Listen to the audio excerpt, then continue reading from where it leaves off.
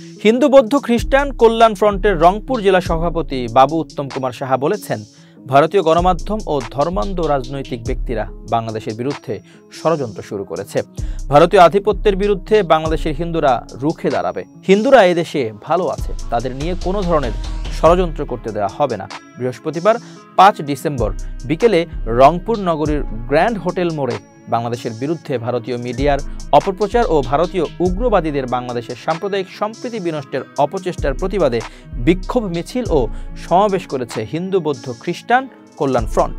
কর্মসূচিতে সংহতি জানিয়ে যোগ দেন বিএনপি ও অন্যান্য দলের নেতারা। মিছিল পূর্ব সমাবেশে হিন্দু বৌদ্ধ খ্রিস্টান কল্যাণ ফ্রন্টের নেতারা বলেন, বাংলাদেশের বিরুদ্ধে গভীর ষড়যন্ত্রে মেতে উঠছে ভারত ও দেশের মিডিয়াগুলো দিনের পর দিন ধরে অপপ্রচার চালিয়ে যাচ্ছে, কিন্তু বাংলাদেশের হিন্দুরা অন্য যে কোনো দেশের চেয়ে এখানে নিরাপদে আছে।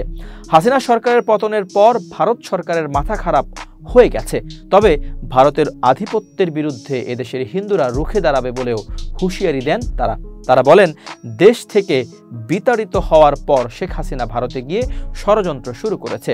তার ষড়যন্ত্রের সঙ্গী হয়ে ভারত সরকার তা বাস্তবায়ন করেছে। এসব ষড়যন্ত্র দিয়ে এদেশের মানুষের সাম্প্রদায়িক সম্প্রীতি নষ্ট করা যাবে না।